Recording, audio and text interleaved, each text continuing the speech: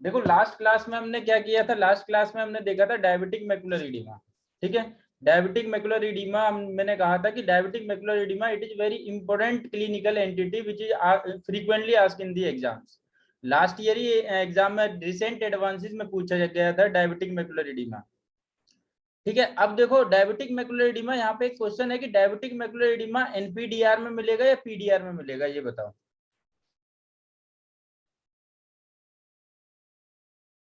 NPDR sir. Anyone else? both both हाँ, it can be in the NPDR और can be in the PDR। देखो इसकी pathophysiology समझने की कोशिश करो। डायबिटिक मैकुलर एडिमा का मतलब क्या है, जो फ्लूइड है वो वेसल से फ्लूइड लीकेज होके कहाँ आ रहा है, मैकुला में आके वहां पे कलेक्ट हो रहा है मैकुलर एरिया में, वहां सिस्टिक स्पेस बना रहा है मैकुलर एरिया में। तो it can happen in the NPDR और इन द PDR, ठीक है, दोनों में हो सकता है। तो देखो अगर यहां तक समझ आ गया है तो नेक्स्ट देखो, अभी देखते हैं रिस्क फैक्टर्स। तो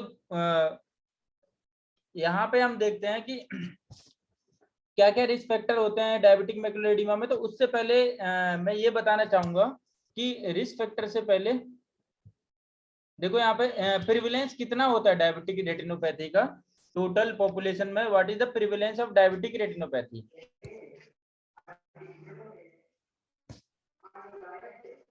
इट्स अराउंड 35%। प्रिविलेंस जो है डायबिटिक रेटिनोपैथी का वो 30। Please mute yourself, please mute yourself,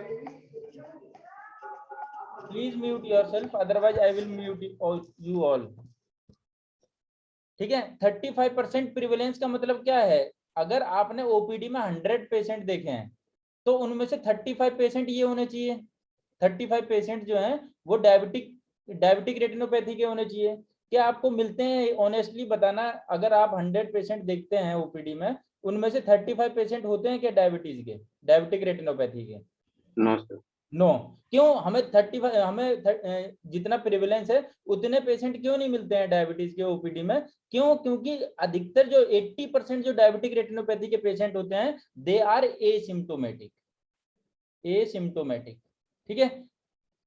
अब एसिम्प्टोमेटिक अधिकतर पेशेंट्स रहते हैं, लेकिन सिम्टम्स कौन से पेशेंट्स में आते हैं? मैक्सिमम मैकुलर इडिमा के पेशेंट्स में ज्यादातर सिम्टम हमें मिलते हैं।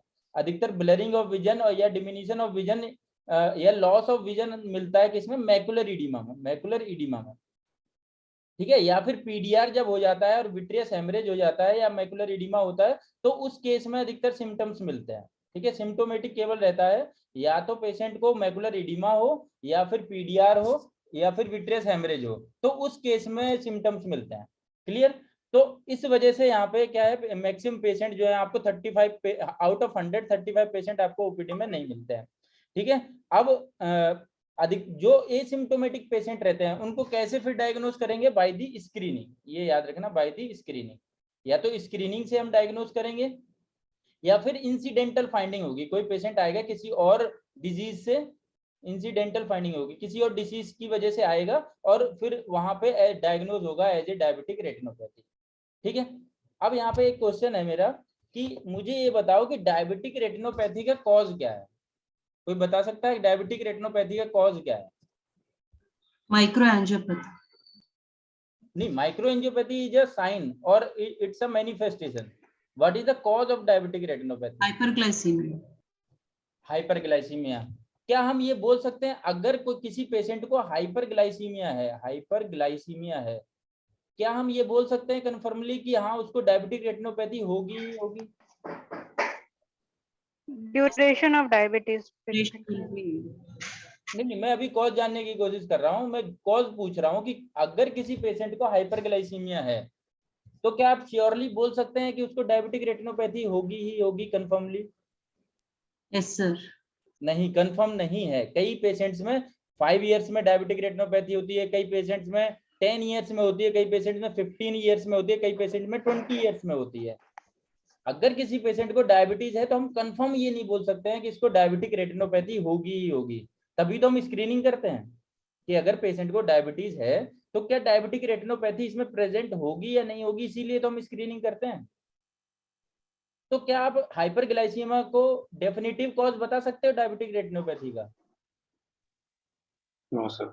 No, very good. जब हम किसी भी डिसीज का डेफिनेटिव कॉज नहीं बता पाते हैं तो उस केस में क्या होता है, अगर मल्टीपल फैक्टर अगर वहां पे उसको अफेक्ट करते हैं डिसीज को, तब हम यूज करते हैं कौन सा टर्म, रिस्क फैक्टर। ठीक है, मल्टीफैक्टोरियल अगर कोई डिसीज है तब हम वहां पे ये जानने की कोशिश करते हैं कि क्या क्या ऐसे रिस्क फैक्टर हैं जो कि इस डिसीज को अफेक्ट कर सकता है। तो उसमें मोस्ट इंपोर्टेंट हमने देखा था कि ड्यूरेशन ऑफ डायबिटीज। हमने पढ़ा था डायबिटीज की, डायबिटिक रेटिनोपैथी की डेफिनेशन क्या पढ़ी थी हमने, अगर पेशेंट को माइक्रो एंजियोपैथी होता है if there is prolong hyperglycaemia, prolong hyperglycaemia में हाइपरग्लाइसीमिया, ठीक है, अगर माइक्रो एंजियोपैथी होती है then we call it as a diabetic retinopathy. Clear, समझ आई? तो ये एक रिस्क फैक्टर है, ना कि ये एक कॉज है। तो मुझे यहाँ पे ये बताओ, ड्यूरेशन ऑफ डायबिटीज जितना ज्यादा होगा उतना ज्यादा चांसेस है डायबिटिक रेटिनोपैथी होने का। Yes sir. Yes, ठीक है, sir. तो we can call it as a directly proportional to the diabetic retinopathy. Clear, अब कितना चांस होगा देखो, इसमें भी देखो यहाँ पे, अगर पेशेंट डायबिटीज अगर पेशेंट को 5 इयर्स तक है, अगर 5 इयर्स तक अगर डायबिटीज है, देन 25% चांस होगा उसको डायबिटिक रेटिनोपैथी का। ठीक है, तो देखो यहाँ हरीश्वप ने ये देखो यहाँ पे 25% लोगों को 5 इयर्स में हो रहा है डायबिटिक रेटिनोपैथी। तो इसका मतलब ये 75% को नहीं हो रहा है ना यहाँ डायबिटीज। Okay, sir. ठीक है, क्यों नहीं हो रहा है यहाँ 75% को, even they have diabetes. Undiagnosed. हाँ, क्योंकि because there are several other factor which affect this disease. समझ आ रहा है? Yes, sir. ठीक है, इसीलिए यहाँ पे 75% लोगों को नहीं हो रहा है डायबिटीज। अब देखो, इसी को और ज्यादा अगर ड्यूरेशन बढ़ा दें, अगर 10 इयर्स कर दें, 10 इयर्स डाउन द लाइन अगर हम देखते हैं तो 60% चांस होता है डायबिटिक रेटिनोपैथी का। अब देखो यहाँ पे चांसेस बढ़ गया डायबिटिक रेटिनोपैथी का जैसे ड्यूरेशन बढ़ रही है। ठीक है, तो यहाँ भी देखो 40% लोगों को अभी भी डायबिटीज नहीं हो रही है, डायबिटिक रेटिनोपैथी नहीं हो रही है। Clear, Yes, sir. अब देखो, और अगर ड्यूरेशन बढ़ाते हैं, 15 इयर्स करता हूं अगर मैं duration, then the chances of diabetic retinopathy is maximum, it is 80% of chance of diabetic retinopathy. Still after 15 years there is no diabetic retinopathy in 20% of patients. Clear, clear to all? Yes, sir. ठीक है, तो this is these are the duration on which the diabetic retinopathy depends on. Clear, first risk factor clear हो गया सबको?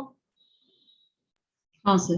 अब देखो second risk factor, यहाँ पे second risk factor poor control of diabetes. अगर डायबिटीज है पेशेंट को, अगर ड्यूरेशन ऑफ डायबिटीज ज्यादा है, still patient have good control, then there is no manifestation of diabetic retinopathy. ठीक है, लेकिन अगर पुअर कंट्रोल होता है डायबिटीज का, देन पेशेंट में डेवलप डायबिटिक रेटिनोपैथी। ठीक है, अब देखो यहाँ पे मैं एक चीज बताना चाहूंगा, जो डायबिटीज है पूरी रेटिना में जो स्टडीज हैं, studies are very important in whole of the retina. ठीक है, और हमारा जो वीक पॉइंट रहता है पूरी जितनी भी ऑप्थेल्मोलॉजी है उन सब में स्टडीज हमारा सबसे वीक पॉइंट रहता है। तो मैं आपको स्टोरीज की फॉर्म में आपको यहाँ पे बताऊंगा कि कैसे आपने स्टडीज याद करनी है स्टोरीज की फॉर्म में, और वो स्टोरीज को केवल आपने याद रखना है, स्टडीज अपने आप आपको याद रहेगी। क्लियर, तो देखो स्टडीज की जैसे यहाँ से शुरुआत होती है, यहीं से हम मार्क करना शुरू कर देंगे कि फर्स्ट स्टडी हमने क्या पढ़ी है, फिर सेकंड क्या पढ़ी है, आप उसके नोट्स बनाएंगे। ठीक है, तो पुअर कंट्रोल ऑफ डायबिटीज हम किससे पता करेंगे, कौन सा ऐसा इन्वेस्टिगेशन है अरीबा जिससे हम poor control of diabetes for 3 month हम पता कर सकते हैं? HbA1c है सर। हाँ, वेरी गुड, HbA1c। इससे हम फॉर 3 मंथ क्या चेंजेस आ रहे हैं डायबिटीज में वो हम पता कर सकते हैं। ठीक है, तो इसके लिए एक स्टडी हुई थी जिसको हम बोलते हैं DCCT स्टडी। Diabetic. हाँ, DCCT स्टडी। तो DCCT की फुल फॉर्म क्या है? Diabetic control. And complication trial. Diabetic control and complication trial. अब देखो इसकी फाइंडिंग बस तुम्हें रिजल्ट से याद होने चाहिए कि इस स्टडी में क्या रिजल्ट आया था, क्या इसके रिजल्ट्स आए थे। तो इसका रिजल्ट क्या आया था इस स्टडी का? इसका रिजल्ट आया था, अगर आप HbA1c को 10% रिड्यूस कर देते हैं, 10% रिडक्शन इन द HbA1c, तो क्या होगा? HbA1c को 10% अगर आप रिड्यूस कर देते हैं, then there is 39% reduction in the progression of diabetic retinopathy. समझ आया? If you will decrease the HbA1c 10%, then there is 39% reduction in the progression of diabetic retinopathy. ठीक है, this P is progression. तो progression 39% कम हो जाएगा diabetic retinopathy का, जो progress कर रहा था डायबिटीज के पेशेंट में। तो ये स्टडी आपने याद रखनी है। मैं यहाँ से स्टडी मार्क करना शुरू कर देता हूँ कि हमने फर्स्ट स्टडी कौन सी पढ़ी थी, सेकंड कौन सी पढ़ी थी, हमें वैसी याद रखना है। तो पुअर कंट्रोल HbA1c आपने याद रखना है, उसके बाद DCCT इसकी स्टडी है, ये याद रखना है। क्लियर है यहाँ पे सबको? क्लियर है यहाँ पे सबको? Yes sir. ठीक है, अब आ जाओ नेक्स्ट स्टडी है, नेक्स्ट रिस्क फैक्टर है हाइपरटेंशन। तो हाइपरटेंशन का मैं आप लोगों को पहले ही बता चुका हूं, अगर हाइपरटेंशन है पेशेंट को तो chances of diabetic retinopathy progression ज्यादा होते हैं। Why there is more chances of diabetic retinopathy in hypertensive patient? Lipidaemia. हाँ, क्योंकि देखो hypertension itself causes the microangiopathy, ये खुद ही माइक्रोएंजियोपैथी कराएगा। और मैंने एक और तुम लोगों को पैथोजेनेसिस बताया था कि अगर कोई स्मॉल ब्लड वेसल है, स्मॉल ब्लड वेसल कैपिलरीज है, तो वहां पे पेरिसाइट ड्रॉप आउट हो जाते हैं डायबिटिक रेटिनोपैथी में। ठीक है, तो जहां से पेरिसाइट ड्रॉप आउट हुए वहां की वॉल वीक हो जाती है। तो मैंने बताया था ये पेरिसाइट का काम क्या होता है, ये अपोजिट फोर्स लगाता है। यहाँ अगर ब्लड का अगर फोर्स लग रहा है, हीमोडायनेमिक फोर्स आउटवर्ड लग रहा है, तो ये पेरिसाइट उसको सपोर्ट करता है, उतना ही फोर्स लगाता है इनवर्ड, ताकि ये कैंसिल हो जाए और इंटीग्रिटी मेंटेन रहे उस कैपिलरी की। लेकिन अगर ये पेरिसाइट ड्रॉप आउट हो जाता है तो उस केस में क्या होगा, जो आउटवर्ड फोर्स है वो बढ़ जाएगा, और आउटवर्ड फोर्स अगर बढ़ रहा है तो वहां पे बल्जिंग हो जाएगी, माइक्रोएन्यूरिज्म हो जाएगा। तो ये मुझे बताओ, अगर हाइपरटेंसिव पेशेंट है तो उसका बीपी बढ़ेगा, अगर बीपी बढ़ेगा तो इंट्रावेस्कुलर कंपार्टमेंट में प्रेशर बढ़ जाएगा, तो ये आउटवर्ड प्रेशर उतना जितना ज्यादा होता चला जाएगा, उतना ज्यादा फॉर्मेशन होगा माइक्रोएन्यूरिज्म का, और उतना ज्यादा माइक्रोएंजियोपैथी के चांसेस होंगे। क्लियर? Yes. ठीक है, तो ये है हाइपरटेंशन का रोल। तो देखो यहाँ पे भी आपने स्टडी पढ़नी है हाइपरटेंशन के लिए। हाइपरटेंशन में जो स्टडी है वो है यूकेपीडीएस। हाँ, यूकेपीडीएस। ठीक है, कोई बताएगा यूकेपीडीएस की फुल फॉर्म क्या है? United Kingdom prospective diabetic studies. हाँ, very good, United Kingdom prospective diabetes study.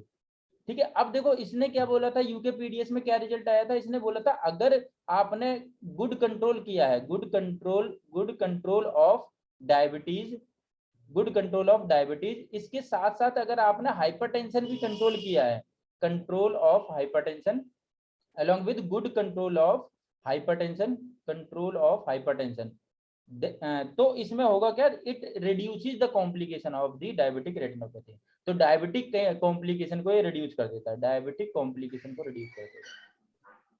Clear? ठीक है, Aftab clear? Yes sir. UKPDS study हमारी सेकंड स्टडी हो गई।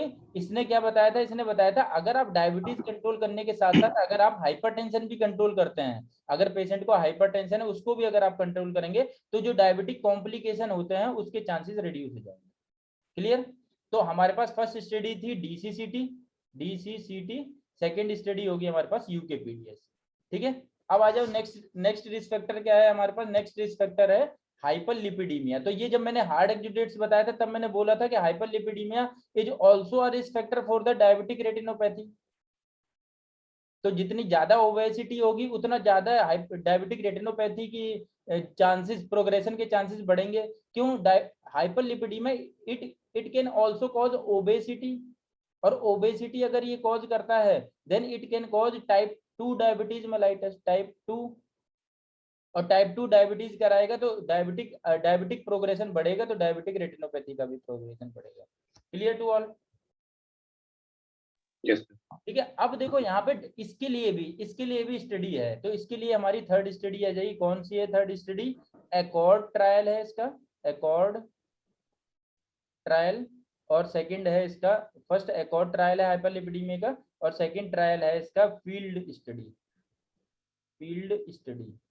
ठीक है, ये दो स्टडी हैं इसके हाइपरलिपिडीमिया की। तो देखो एकॉर्ड ट्रायल हाइपरलिपिडीमिया के लिए, फील्ड ट्रायल हाइपरलिपिडीमिया के लिए है। तो ये क्या बोलता है, एकॉर्ड ट्रायल क्या है? It is the action to control of the cardiovascular risk in diabetes. Clear? Action to control cardiovascular risk. Cardiovascular risk किसमें ज्यादा होगा? जिसमें हाइपरलिपिडीमिया होगा पेशेंट को, क्योंकि हाइपरलिपिडीमिया में एथेरोस्क्लेरोसिस का चांस ज्यादा होता है। ठीक है, तो ऐसे पेशेंट में कार्डियोवास्कुलर रिस्क भी ज्यादा है, कार्डियोवास्कुलर रिस्क भी ज्यादा होता है। देखो एक चीज यहाँ पे याद रखना, ये जो एकॉर्ड ट्रायल है और फील्ड ट्रायल है, this trial is done by the medicine people, ठीक है, जो मेडिसिन डॉक्टर है उन्होंने किया था। तो आपको इसके डिटेल में नहीं जाना है कि ये क्या है, लेकिन अगर आपने अपना आंसर लिखा है, हाइपरलिपिडीमिया लिखा है अगर आपने थ्योरी में, तो उस केस में अगर आप यहाँ पे लिख देते हैं ना ये दो ट्रायल, एकॉर्ड ट्रायल और फील्ड ट्रायल, तो यहाँ पे आपके पास एक्स्ट्रा एज होगा नंबर लेने का, ठीक है। आपने ये रिस्क फैक्टर लिखे, उसके साथ साथ आपने ये स्टडी भी ब्रैकेट में लिख दी ना, आपने डिस्क्राइब नहीं भी किया, तो आपके पास एक्स्ट्रा एज रहेगा नंबर लेने के लिए। क्लियर? तो एकॉर्ड ट्रायल क्या है आपके पास, action to control cardiovascular risk in diabetes, ठीक है। जबकि फील्ड ट्रायल क्या है, कौन सा ट्रायल किया गया था, it is the fenofibrate, it is the fenofibrate intervention and event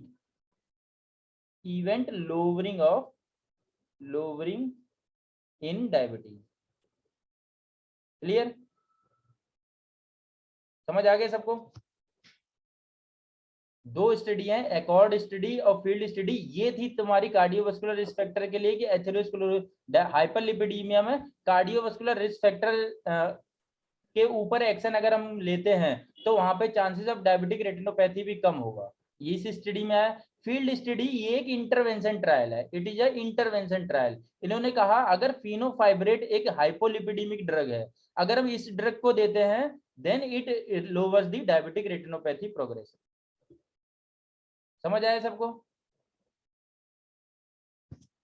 Yes, sir. Aditya समझ आया तुमको?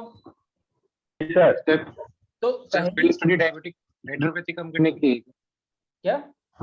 Sir field study diabetic retinopathy को reduce करने के लिए डायबिटिक रेटिनोपैथी की स्टडी क्या बोल रहे हैं? डायबिटिक रेटिनोपैथी को रिड्यूस करने के लिए क्या field हाँ, study? डायबिटिक रेटिनोपैथी को रिड्यूस करने, अगर हम हाइपरलिपिडीमिया को रिड्यूस करते हैं तो डायबिटिक रेटिनोपैथी भी रिड्यूस होगी। तो हमारे पास पहली स्टडी याद होगी सबको, पहली स्टडी हमारी थी DCCT, सेकंड स्टडी थी हमारी कौन सी, बताओ Aftab? Second UKPDS, very good, UKPDS. Third study कौन सी थी हमारी हाइपरलिपिडीमिया के लिए, एकॉर्ड और फील्ड स्टडी। हाँ, फील्ड स्टडी। तो फील्ड को कैसे याद रखोगे आप? फील्ड को आप याद रखोगे कि फेनोफाइब्रेट की स्टडी थी, उसको फील्ड से याद रखने लेना। एकॉर्ड एक गाड़ी है, एकॉर्ड एक कार है, आप देख लेना, हुंडई की एक कार है एकॉर्ड, मतलब उससे आप याद रख सकते हैं कि वो एकदम स्मूथ चलती है। तो स्मूथ को मक्खन की तरह बोलते हैं ना, एंड मक्खन रिलेटेड टू द लिपिड। तो इस ऐसे करके मैंने याद किया था, ठीक है। तो accord study of field trial, field for fenofibrate and accord for hyperlipidaemia के लिए एकॉर्ड ट्रायल था, हाइपरलिपिडीमिया के लिए, और ये इंटरवेंशन ट्रायल था, फील्ड ट्रायल। क्लियर? ये तीनों स्टडी आप लोगों ने लिखनी है अपने नोट्स में और मुझे भेजना है, और भी आगे मैं स्टडीज बताऊंगा। तो यहाँ तक हो गई हाइपरलिपिडीमिया। अब आ जाओ नेक्स्ट, प्रेगनेंसी। प्रेगनेंसी में भी डायबिटिक रेटिनोपैथी के चांस बढ़ जाते हैं, ये हमने देखा था, ठीक है, क्योंकि हम स्क्रीनिंग के लिए भी जाते हैं। अगर आपने देखा होगा कि जो ऑप्स और गायनी डिपार्टमेंट है, गायनी डिपार्टमेंट में से आता है डायबिटिक रेटिनोपैथी रूल आउट करने के लिए किसी भी डायबिटिक फीमेल पेशेंट, एक प्रेग्नेंट फीमेल अगर है, डायबिटिक प्रेग्नेंट फीमेल अगर है, तो वहां पे आपको स्क्रीनिंग के लिए बुलाया जाता है। तो प्रेगनेंसी में भी डायबिटिक रेटिनोपैथी के चांस बढ़ जाते हैं, क्यों बताएगा कोई? Why there is chances of more chances of diabetic retinopathy in pregnancy? Areeba?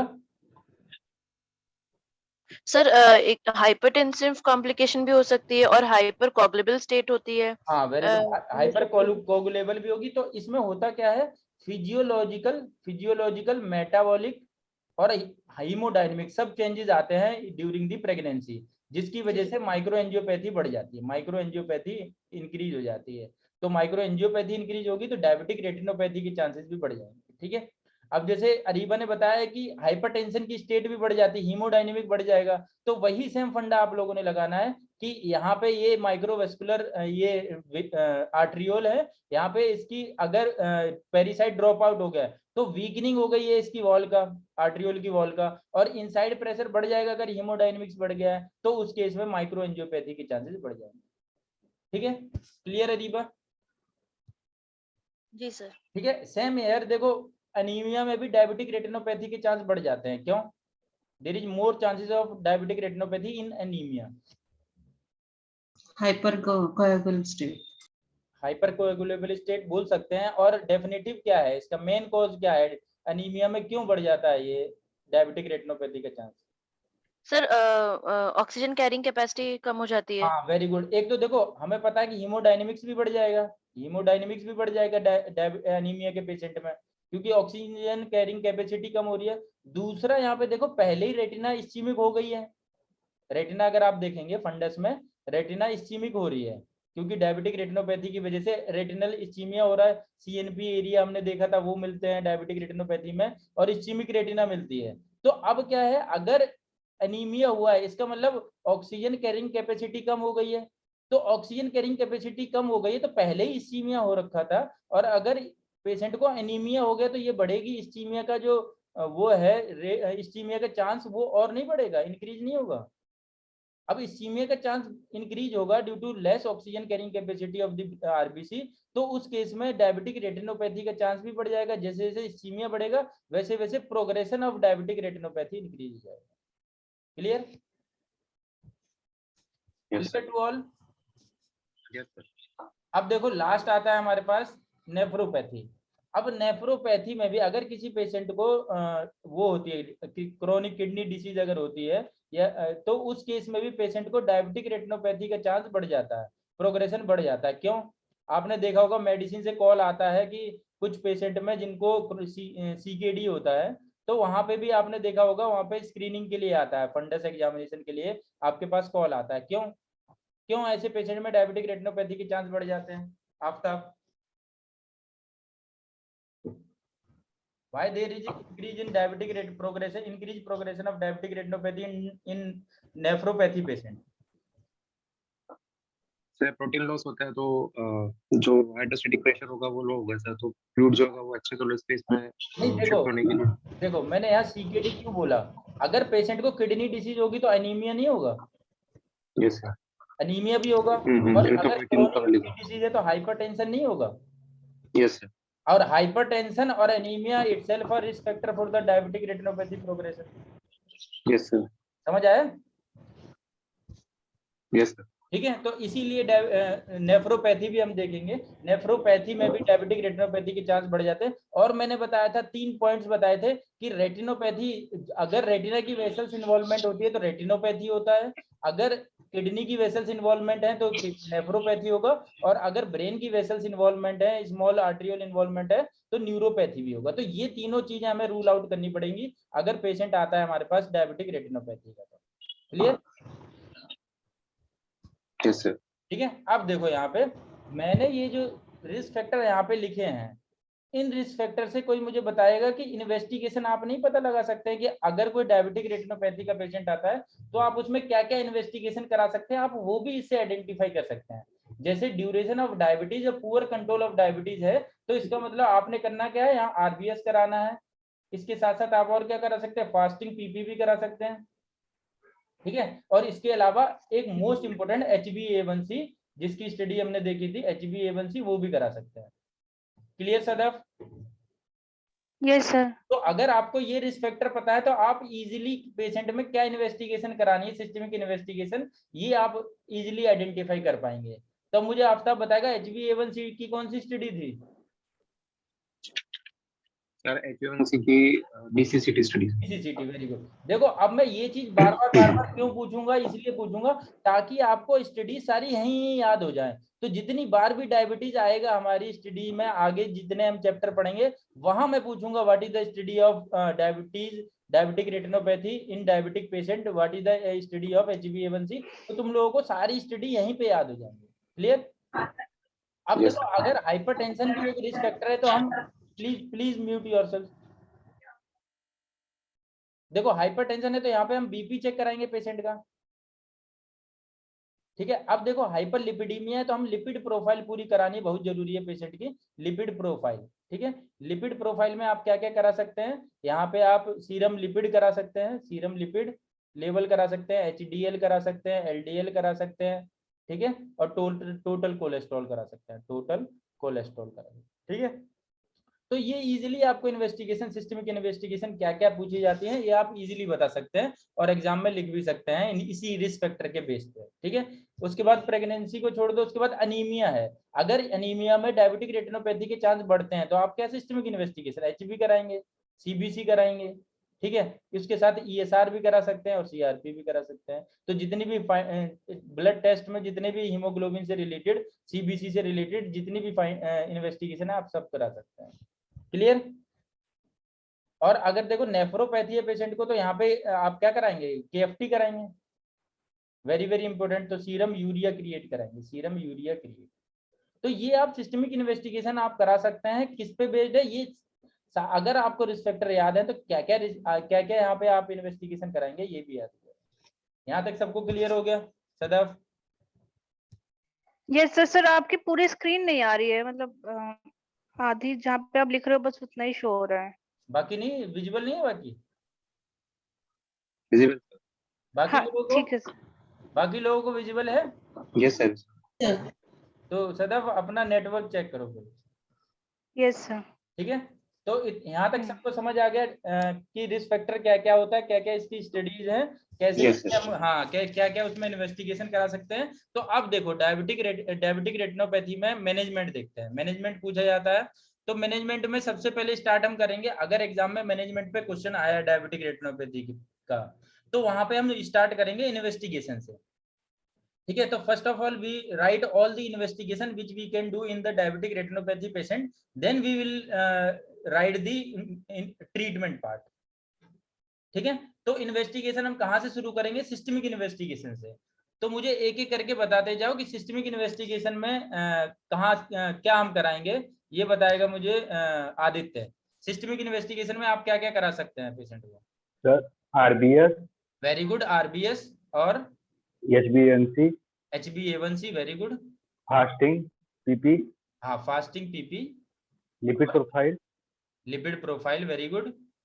और HDL, LDL, HDL, very good. HDL LDL मतलब लिपिड प्रोफाइल एक तरह से बोल सकते हैं आप, लिपिड प्रोफाइल। और sir CBC, CBC, very good. और केएफटी। KFT, very good. इसके अलावा और कुछ ऐड करना चाहोगे Aftab? Blood pressure, BP, very good, very very important risk factor BP। और हीमोग्लोबिन, ये सारे हम्म हीमोग्लोबिन। हीमोग्लोबिन, ठीक है, वो इसी में आ जाएगा। हाँ CBC के साथ ही आ जाएगा हीमोग्लोबिन। Yes sir. और ESR, CRP, है ESR, ESR, हाँ वो इसी में आ जाएगा। ESR ये सब इसमें ही आ जाएगा। इसके Yes, sir. अलावा और कुछ नो सर। नहीं? तो अब रोहिणी मुझे बताओ HbA1c की स्टडी कौन सी थी, जल्दी जल्दी बताओ, याद हो गई हो तो। Rohini? DCCT, very good, DCCT। Sadaf तुम बताओ लिपिड की, हाइपरलिपिडीमिया की कौन सी स्टडी थी? सर एकॉर्ड और फील्ड। हाँ वेरी गुड, एकॉर्ड और फील्ड, ठीक है। एकॉर्ड स्टडी थी, एकॉर्ड और फील्ड, ठीक है। उसके बाद हमारे पास एक स्टडी और थी किसकी, BP की, ये बताएगा ये आदित्य। यूकेपीडीएस। यूकेपीडीएस, वेरी गुड, ठीक है। तो अब लगभग आपको यहाँ तक जितनी भी स्टडी थी सब याद हो गए।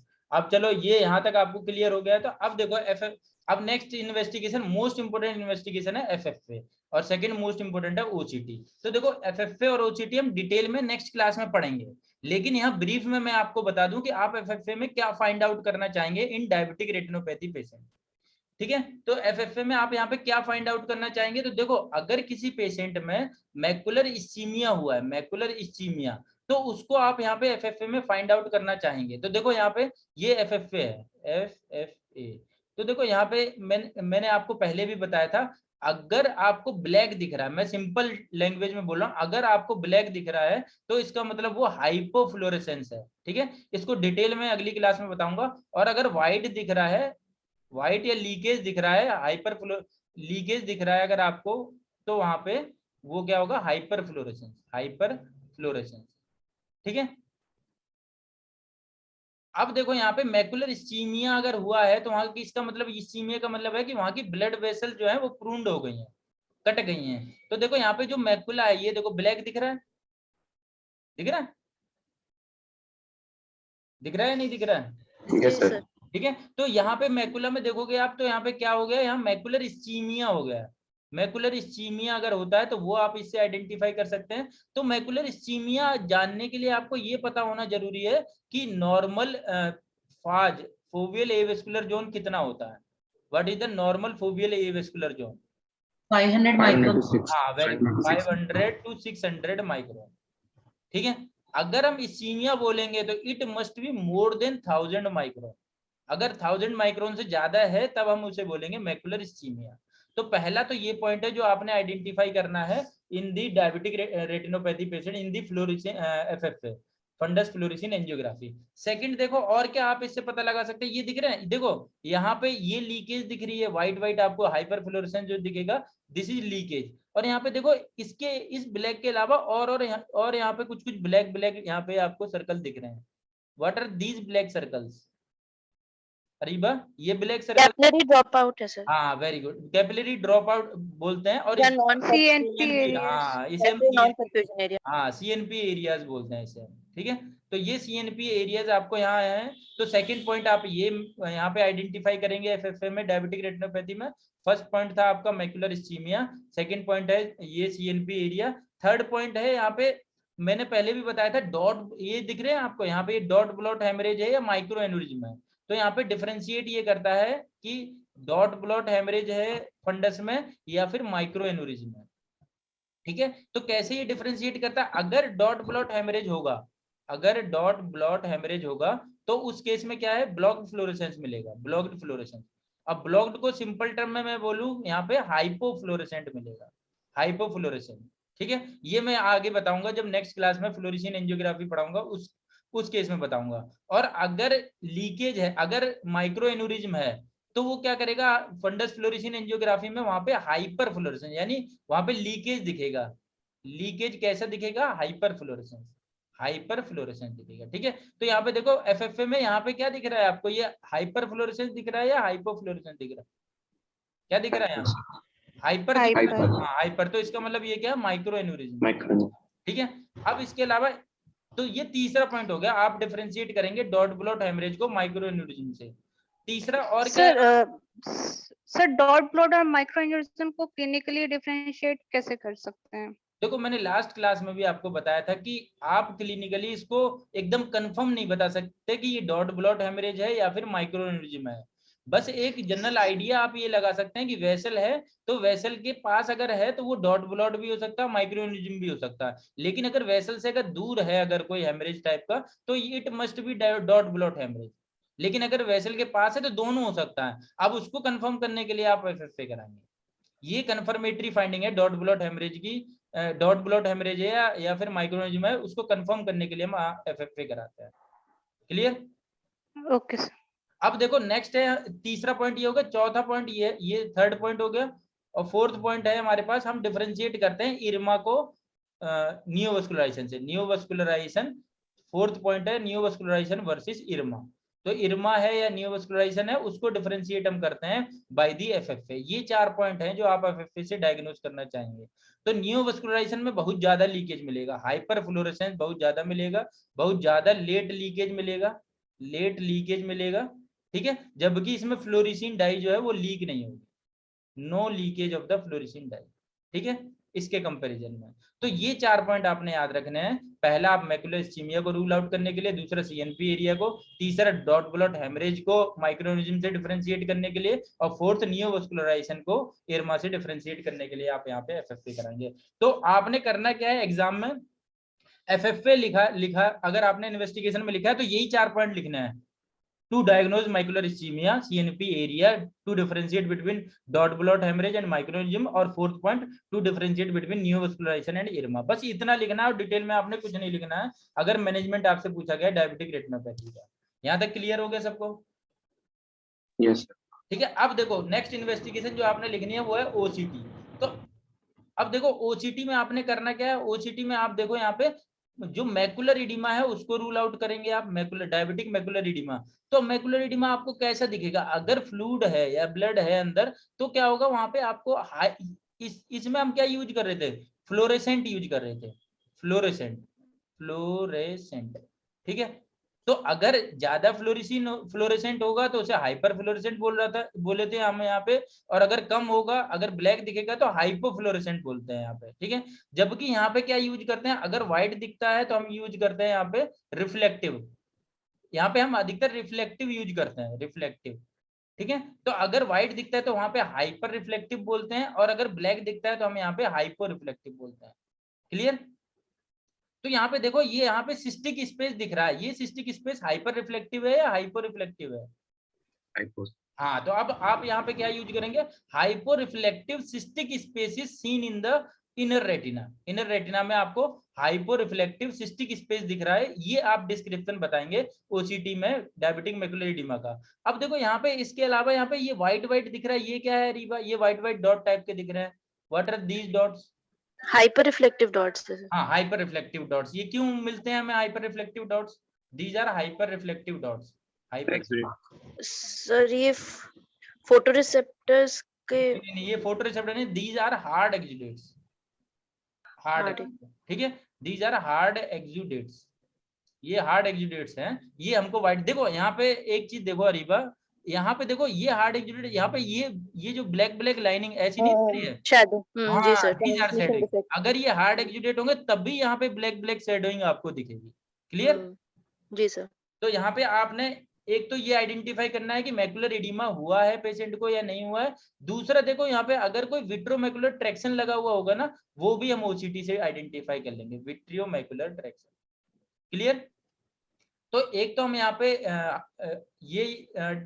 ये आइडेंटिफाई करेंगे मैकुलर एडिमा है या नहीं है पेशेंट को, अगर है तो it is seen as a hypo reflective cystic space, ठीक है, ऐसे डिस्क्राइब करेंगे। और दूसरा आपने यहाँ पे आइडेंटिफाई करना है विट्रोमैकुलर ट्रैक्शन इज प्रेजेंट और नॉट। अगर विट्रोमैकुलर ट्रैक्शन प्रेजेंट होगा तो आपको हाइपर रिफ्लेक्टिव मेम्ब्रेन यहाँ पे दिखाई देगी, हाइपर रिफ्लेक्टिव मेम्ब्रेन दिखाई देगी अगर विट्रोमैकुलर ट्रैक्शन लगा हुआ होगा, ठीक है। और फोविया एलिवेटेड दिखाई देगा, फोविया एलिवेटेड होगा और यहाँ पे हाइपर रिफ्लेक्टिव मेम्ब्रेन दिखाई देगी। इन अगर हम डायबिटिक पेशेंट में, डायबिटिक रेटिनोपैथी पेशेंट में अगर हम ओसीटी कराते हैं तो उस केस में हमें ये दो फाइंडिंग दिखेगी। क्लियर? और बाकी डिटेल में हम नेक्स्ट क्लास में पढ़ेंगे कि डायबिटिक ये एफएफए और ओसीटी में आपको क्या क्या फाइंडिंग मिल सकती है डिफरेंट डिसीजेज में। क्लियर? किसी को कोई प्रॉब्लम है यहाँ तक, कुछ पूछना है? नहीं? तो देखो नेक्स्ट, देखो ये हो गया आपका इन्वेस्टिगेशन। तो सिस्टमिक इन्वेस्टिगेशन कराएंगे, उसमें सिस्टमिक इन्वेस्टिगेशन हमने देखा क्या क्या कराएंगे। एफएफए में मैंने 4 पॉइंट बताए, वही 4 पॉइंट आपने याद रखने हैं, और ओसीटी में मैंने 2 पॉइंट बताए, वही 2 पॉइंट आपने लिखने हैं एग्जाम में। ज्यादा डिटेल में नहीं जाना, क्रिस्प लिखना है आपने और एकदम इंपॉर्टेंट पॉइंट्स लिखने हैं, ठीक है। अब आ जाओ, ये तो हो गई इन्वेस्टिगेशन। अब क्या करेंगे आप? मैनेजमेंट, ट्रीटमेंट करेंगे। तो ट्रीटमेंट में सबसे पहले आपको पता होना चाहिए स्क्रीनिंग प्रोटोकॉल। तो आपने स्क्रीन कैसे करना है डायबिटिक रेटिनोपैथी को, तो ये डिपेंड करता है कि पेशेंट को टाइप 1 डायबिटीज है या टाइप 2 डायबिटीज है या फिर प्रेगनेंसी इंड्यूस्ड डायबिटीज मेलाइटिस है पेशेंट को, उस पर डिपेंड करेगा कि हमें कैसे कैसे उसको स्क्रीन करना है। तो देखो टाइप 1, यहाँ पे टाइप 1 डायबिटीज में कैसे स्क्रीन करते हैं, कितना स्क्रीनिंग टाइम होना चाहिए टाइप 1 डायबिटीज में? Duration 5 years। हाँ, वेरी गुड। देखो टाइप 1 को हम इंसुलिन डिपेंडेंट डायबिटीज मेलाइटिस भी बोलते हैं, ठीक है। तो इसमें हम कब इसको स्क्रीन करते हैं ऐसे पेशेंट को? 5 years after diagnosis, 5 years after diagnosis, ठीक है। उसके बाद कब स्क्रीन करते हैं? देन एनुअली, ठीक है, then we screen annually. Clear? ये समझ आ गया सबको? तो यहाँ पे अरीबा मुझे बताएगी कि इसको 5 साल बाद क्यों, देखो यहाँ पे इसको 5 साल बाद हम स्क्रीन करते हैं आफ्टर द डायग्नोसिस, जबकि ये इसको हम बोलते हैं non insulin dependent diabetes mellitus, इसको हम स्क्रीन करते हैं at the time of diagnosis, at the time of diagnosis, ठीक है। डायग्नोसिस के टाइम पे इसको हम क्या करते हैं? स्क्रीन करते हैं, और उसके बाद फिर हम इसको फॉलो अप कराते हैं एनुअली, ठीक है। तो अरीबा मुझे ये बताओ कि इसको 5 years आफ्टर क्यों हम ये कर रहे हैं, स्क्रीन कर रहे हैं, और इसको तुरंत क्यों कर रहे हैं, at the time of diagnosis क्यों हम इसको स्क्रीन कर रहे हैं? ये डिफरेंस सर टाइप 1 डायबिटीज में family history, type 1 diabetes early manifest करती है और टाइप 2 इंसिडेंटल फाइंडिंग होती है। तो टाइप 1 में इसलिए हम थोड़ा डिले कर सकते हैं, बट टाइप 2 हो सकता है काफी टाइम से हो गया हो स्टार्ट ऑलरेडी, हाँ तो वेरी इसलिए गुड। हम देखो टाइप 1 जो है, टाइप 1 में जो सिम्टम्स हैं they are early symptom, early symptomatic हो जाता है पेशेंट, तो हमें डायग्नोसिस अर्ली हो जाता है। जो टाइप 1 डायबिटीज का पेशेंट है दे आर डायग्नोज्ड अर्ली, ठीक है। तो अर्ली डायग्नोज हो जाते हैं, तो फिर उसमें अभी रेटिना में मैनिफेस्टेशन नहीं आती है, लेकिन ये दीज पेशेंट्स आर एसिम्टोमेटिक, ये पेशेंट एसिम्टोमेटिक रहते हैं। तो इसीलिए जब ये डायग्नोस होते हैं तुरंत इसकी स्क्रीनिंग कर रही है, then we will do screening annually. इसीलिए इसको हम तुरंत डायग्नोसिस के टाइम पे हम इसको स्क्रीन करते हैं, उसके बाद हम एनुअली इसको स्क्रीन करते हैं। क्लियर, यहाँ तक सबको समझ आ गया? अब देखो नेक्स्ट, देखो स्क्रीनिंग अगर प्रेग्नेंट फीमेल है उसमें अगर डायबिटीज है तो हम उस केस में कैसे करेंगे इसकी स्क्रीनिंग। तो देखो फर्स्ट एग्जामिनेशन, फर्स्ट स्क्रीनिंग हम कब करेंगे, जैसे ही कंसेप्शन होता है, soon after the conception, soon after conception, after conception, ठीक है। अगर नहीं आ पाता है patient soon after conception, then we will do early in the first trimester, early in the first trimester, first trimester, ठीक है, ट्राइमेस्टर। तो फर्स्ट ट्राइमेस्टर में अर्ली हम स्क्रीन करते हैं, फर्स्ट स्क्रीनिंग हम ऐसे करते हैं। अब फॉलो अप एग्जामिनेशन हम कब करेंगे, फॉलो अप एग्जामिनेशन कब करें, कैसे करेंगे, इसका फॉलो अप एग्जामिनेशन डिपेंड करता है अगर पेशेंट को कोई डीआर नहीं है, नो डायबिटिक रेटिनोपैथी, या फिर पेशेंट को माइल्ड एनपीडीआर है, माइल्ड एनपीडीआर है, ठीक है, या फिर पेशेंट को मॉडरेट एनपीडीआर है, मॉडरेट एनपीडीआर है, देन इसकी जो स्क्रीनिंग होगी वो होगी every 3 monthly, every 3 months, every 3 months में हम इसको स्क्रीन करेंगे, ठीक है।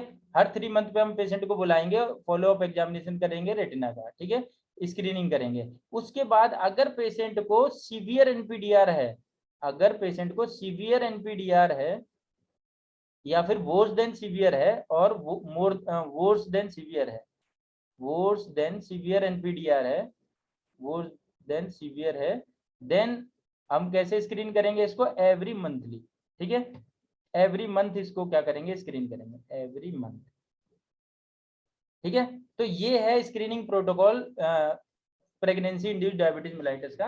तो जो लोग फेलोशिप के लिए इंटरव्यू भी देने जाएंगे या फिर एग्जाम में भी अगर आप ये देखेंगे तो आपने ये सब फाइंडिंग याद रहनी जरूरी है कि प्रेगनेंसी में आपने कैसे फॉलो अप कराना है, टाइप 2 डायबिटीज में कैसे फॉलो अप कराना है, टाइप 1 डायबिटीज में कैसे फॉलो अप कराना है। तो यहाँ तक सबको क्लियर है? किसी को पूछना तो नहीं है यहाँ तक? नहीं। तो अब देखो नेक्स्ट, देखो इसके अलावा अब हम देखते हैं यहाँ पे, ये तो स्क्रीनिंग प्रोटोकॉल हो गया। अब देखते हैं हम treatment of diabetic macular oedema.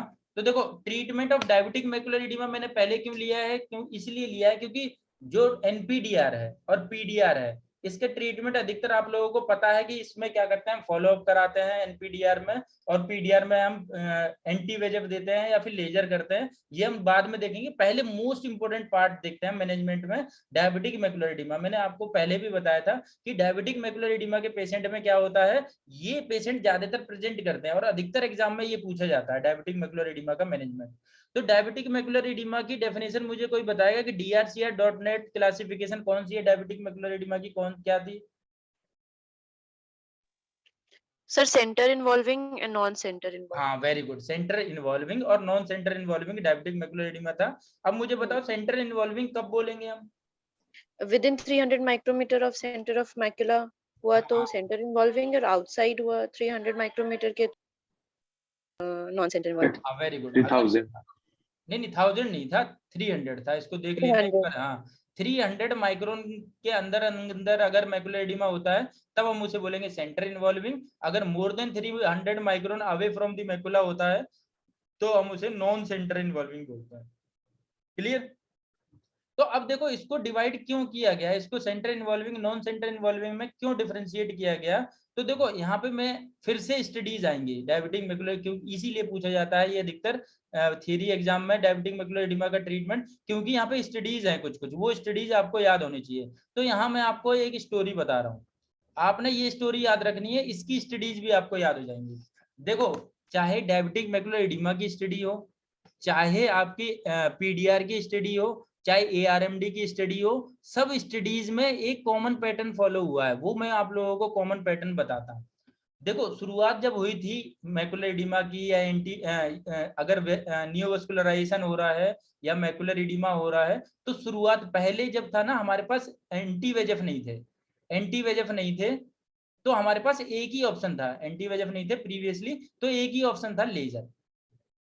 ठीक है, अब ये एक ही हमारे पास ऑप्शन है लेजर, तो इसके लिए लेजर नियोवास्कुलराइजेशन के लिए PRP लेजर यूज करने लग गए हम, और इसके लिए हम यूज करने लग गए मैकुलर एडिमा के लिए फोकल या ग्रिड लेजर।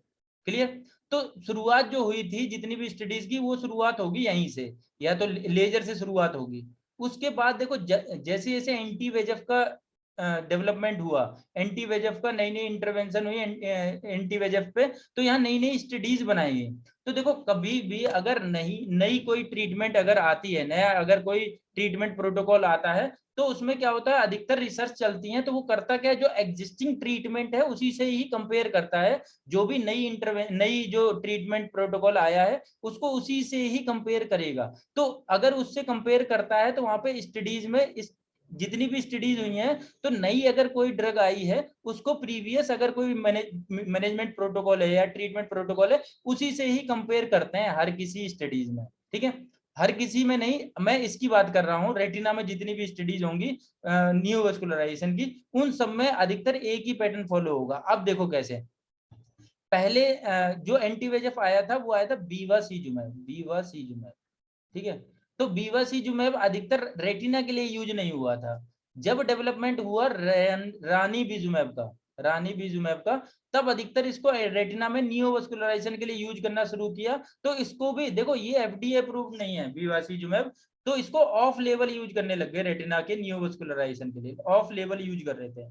ठीक है, तब जब रानीबिजुमैब जो है वो नियोवास्कुलराइजेशन के लिए अगर FDA ने जब अप्रूव किया, तो ये तो FDA अप्रूवल होने के बाद रानीबिजुमैब यूज हुआ। तो अधिकतर स्टडीज जो हुई है ना, वो रानीबिजुमैब को इससे कंपेयर कर रहे हैं। तो अब एक चीज ये भी याद रखनी है, बीवासीजुमैब से अच्छा है रानीबिजुमैब। ठीक है, क्योंकि इसमें साइड इफेक्ट ज्यादा है बीवासीजुमैब में, और रानीबिजुमैब में साइड इफेक्ट कम है। तो देखो यहाँ तक कहानी चली, पहले लेजर आया था, फिर लेजर के बाद एंटी VEGF में बीवासीजुमैब आया, फिर रानीबिजुमैब आया। तो इसने इसको ओवरकम किया था, इसने इसको ओवरकम कर दिया। थर्ड आया क्या, अभी हमारे पास रिसेंट में आया है एफलिबरसेप्ट। ठीक है, एफलिबरसेप्ट। अब क्या है, इसकी जितनी भी स्टडीज हुई हैं, उसको ये रिप्लेस करने की कोशिश कर रहा है कि हाँ, क्योंकि देखो नया ड्रग अगर मैंने बनाया, अगर मैं खुद ये देखूं, अगर मैं खुद अपना फार्मेसी खोलूं और मैं कोई नया ड्रग बनाऊं, तो क्यों पेशेंट प्रीफर करेंगे, क्यों डॉक्टर प्रीफर करेंगे नया ड्रग, जब तक मैं इससे किसी से मैं सुपीरियर ना बताऊं अपने ड्रग को, तब तक कोई प्रीफर ही नहीं करेगा। तो इसीलिए इसने स्टडीज की ऐसी, ताकि इनमें से किसी से सुपीरियर बता दूं इसको, तो फिर क्या होगा, तो फिर मेरा ड्रग भी जो है ज्यादा से ज्यादा यूज होगा डायबिटिक रेटिनोपैथी में या फिर नियोवास्कुलराइजेशन में। ठीक है, और अभी देखो, अभी रिसेंट में कौन सा आया, ब्रोलूसीजुमैब। तो अभी तक ब्रोलूसीजुमैब एग्जाम में नहीं पूछा गया है, थ्योरी एग्जाम में। तो मेरा गैस है कि ब्रोलूसीजुमैब इस बार थ्योरी एग्जाम में पूछा जा सकता है। रानीबिजुमैब भी पूछा जा चुका है, एफलिबरसेप्ट भी पूछा जा चुका है, लेकिन ब्रोलूसीजुमैब नहीं पूछा गया अभी तक। मेरा गैस है कि ये अब की बार पूछा जा सकता है, तो इसको ध्यान से पढ़ना है आप लोगों ने, इसका नोट्स बनाना है अच्छे से। ठीक है, तो अब देखो, ये जो मैंने कहानी बताई है कि ये डेवलप हुआ, फिर ये डेवलप हुआ, फिर ये डेवलप हुआ, फिर ये हुआ, फिर ये हुआ, तो इसने इसको कंपेयर किया इससे, फिर इसको कंपेयर किया, इसने कुछ ना कुछ अपना वो बताया, सुपेरियरिटी बताया होगा, या फिर इसने ये बताया होगा कि मेरा भी इफेक्टिव उतना ही है जितना प्रीवियस ट्रीटमेंट इफेक्टिव है, तभी नेक्स्ट ट्रीटमेंट चलेगा, तभी नेक्स्ट इंटरवेंशन जो है, नेक्स्ट ड्रग यूज किया जाएगा फील्ड में। जब तक वो ये नहीं बताता कि ये मेरा इस ट्रीटमेंट से के इक्विवेलेंट है या फिर अच्छा है, तब तक नया ट्रीटमेंट यूज नहीं होगा। तो जितनी भी स्टडी की गई है, अपने आप को बेटर बताने की कोशिश की गई है,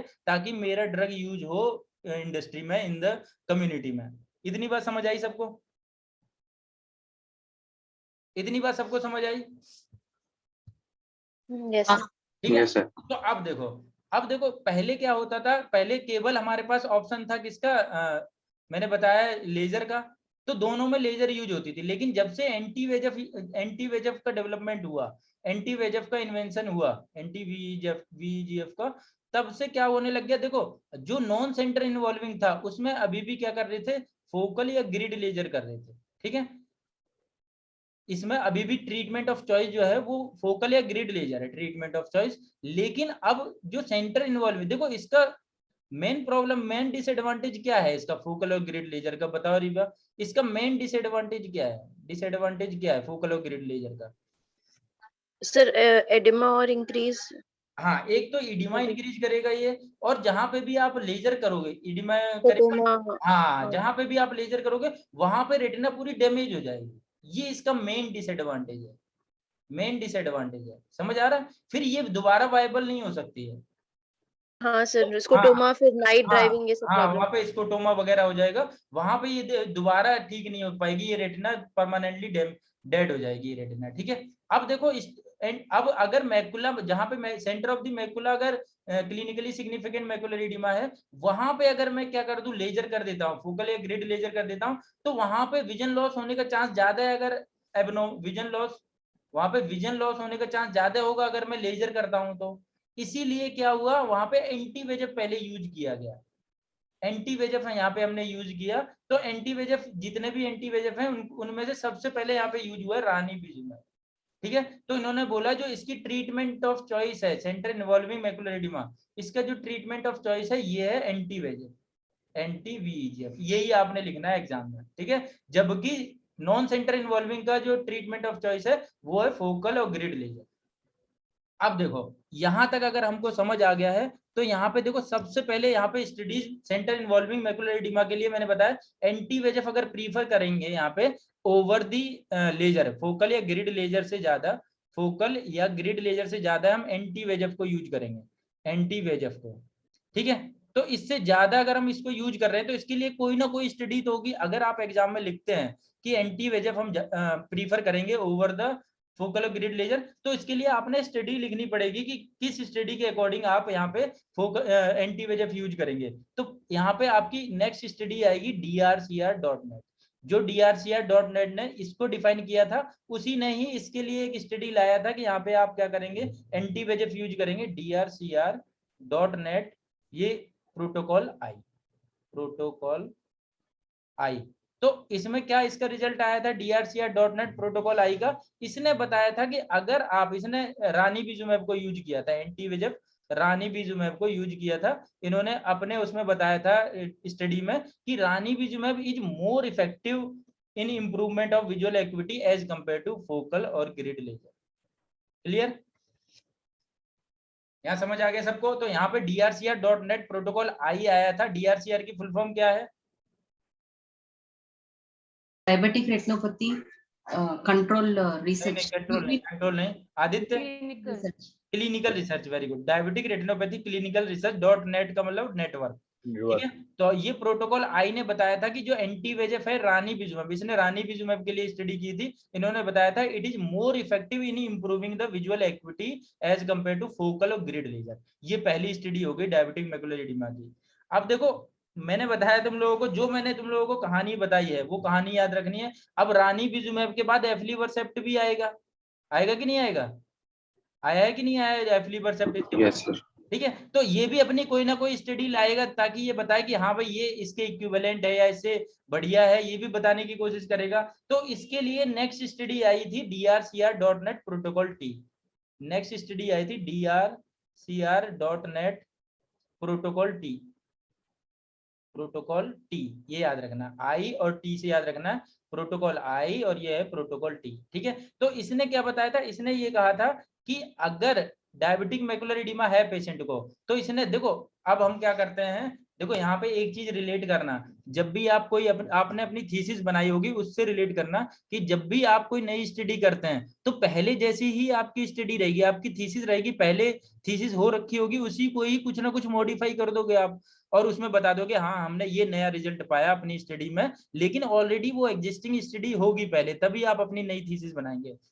तो इसने क्या किया था, इसने यही स्टडी को यूज किया था, इसने क्या किया, इसने विजुअल एक्टिविटी को ले लिया, इसने बेस अपना ले लिया विजुअल एक्विटी के बेस पे। इसने ये कहा कि अगर मैकुलर इडिमा है किसी पेशेंट को और विजुअल एक्विटी 6/15 से बेटर है,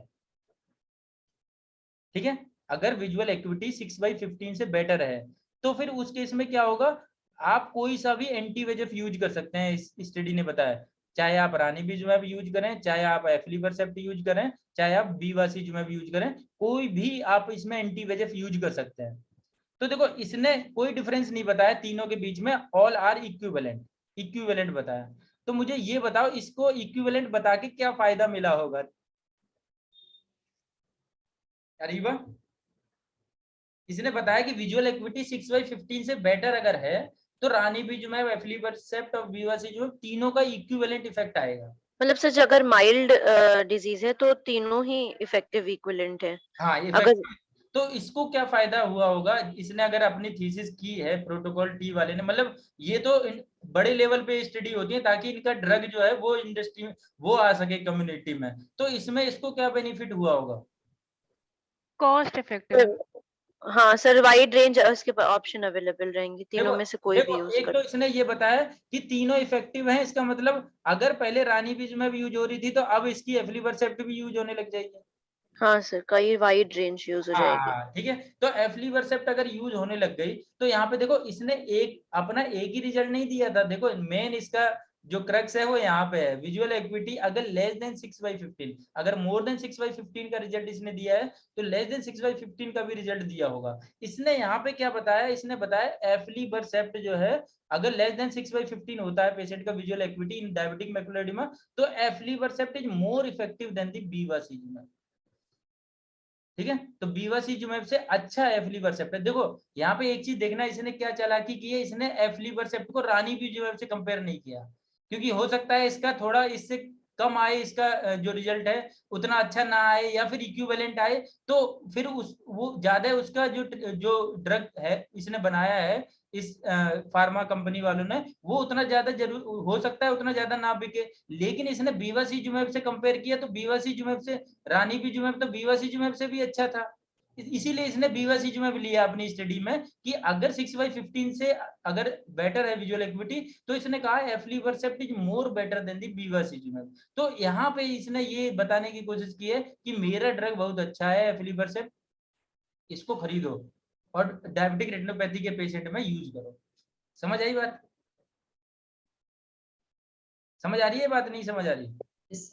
यस सर। तो ये कहानी है, अगर ये कहानी आपको याद है ना तो आपको अपने आप ही याद हो जाएगा कि DRCR.net प्रोटोकॉल आई क्या था, DRCR.net प्रोटोकॉल टी क्या था। ठीक है, तो यहाँ पे प्रोटोकॉल टी और आई ये हो गया। तो अब आपका होमवर्क क्या है, आपका होमवर्क है कि जितने भी एंटी वेजेफ हैं, बीवासीजुमैब, रानीबीजुमैब, एफलिबरसेप्ट, ब्रोलुसीजुमैब, तो ये सारे का एक टेबल बनाना है। ये बहुत इंपॉर्टेंट है आपके exam theory exam point of view से। इसमें आपने बताना है कि इसका ट्रेड नेम क्या है पहला, दूसरा इसका कंपाउंड क्या है, VEGF बाइंडिंग कैपेसिटी किसकी कितनी है, उसके बाद टी हाफ क्या है विट्रियस का, उसके बाद इसका डोज क्या है, उसके बाद इसका मोलिकुलर वेट क्या है और साइड इफेक्ट क्या है, मोलिकुलर वेट क्या है और साइड इफेक्ट क्या है। ये आपने एक टेबल बनानी है और टेबल बना के मुझे क्लिक करके भेजनी है, फोटो क्लिक करके भेजनी है। क्लियर? और ये बहुत इंपॉर्टेंट है आपके एग्जाम पॉइंट ऑफ व्यू से कि कौन सा ड्रग किसका कितना डोज होता है, किसका कितना ड्यूरेशन होता है, ये जानना बहुत जरूरी है। ये थ्योरी में डायरेक्ट पूछा जाता है क्वेश्चन। समझ आया? Okay sir. ठीक है, तो ये हो गया आपका diabetic macular oedema centre involving और नॉन सेंटर इन्वॉल्विंग। ठीक है, अब देखो यहाँ पे हम परसिस्टेंट डायबिटिक मैकुलर एडिमा कब बोलेंगे, अगर पेशेंट को 6 मंथ तक अगर यहाँ पे पेशेंट इंप्रूवमेंट नहीं होता है। 6 मंथ तक हमने क्या किया, हमने एंटी वेजेफ दिया पेशेंट को, एंटी VEGF दिया और 6 मंथ तक इंप्रूव नहीं कर रहा है, 6 मंथ तक इंप्रूव नहीं कर रहा है, तब हम उसे बोलेंगे परसिस्टेंट मैकुलर एडिमा, यानी मैकुलर एडिमा परसिस्टेंट है, वो ठीक नहीं हो रहा है।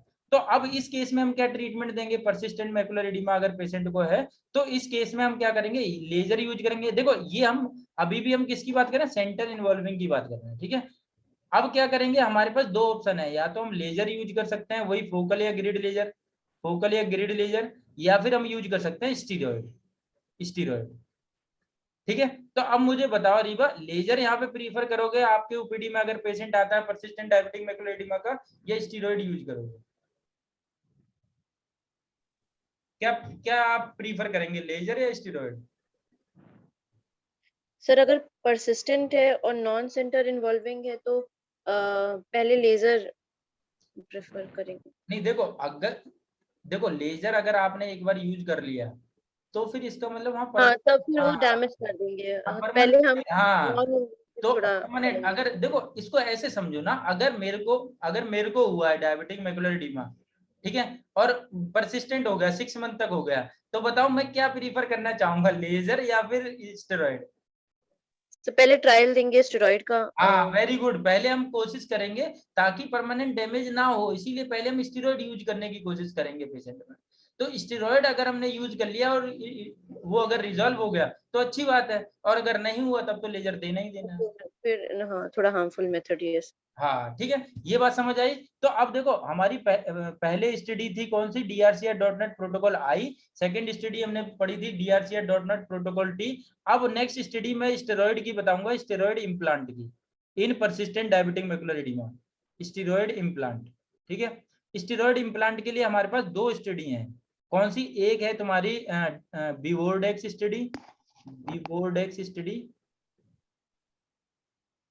स्टडी, और एक है हमारे पास क्या, फेम स्टडी। ठीक है, अब देखो यहाँ पे फेम स्टडी और बीवोर्डेक्स स्टडी।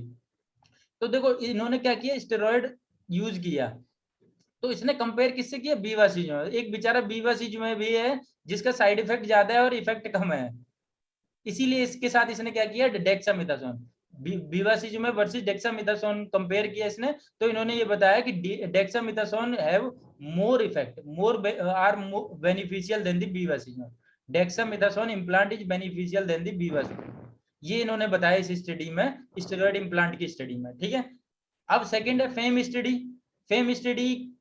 इसकी फुल फॉर्म क्या है फेम की, fluocinolone acetonide in macular oedema study, macular oedema में फ्लुओसिनोलोन एसीटोनाइड यूज कर रहे हैं। ठीक है, तो यहाँ पे इन्होंने बताया कि fluocinolone acetonide is also help in improving the macular oedema, also help in improve the macular oedema को इंप्रूव करने के लिए यहाँ फ्लुओसिनोलोन इम्प्लांट जो है, स्टेरॉइड इम्प्लांट, वो भी आप यूज कर सकते हैं, स्टेरॉइड इम्प्लांट वो भी आप यूज कर सकते हैं, ये भी बेनिफिट देगा।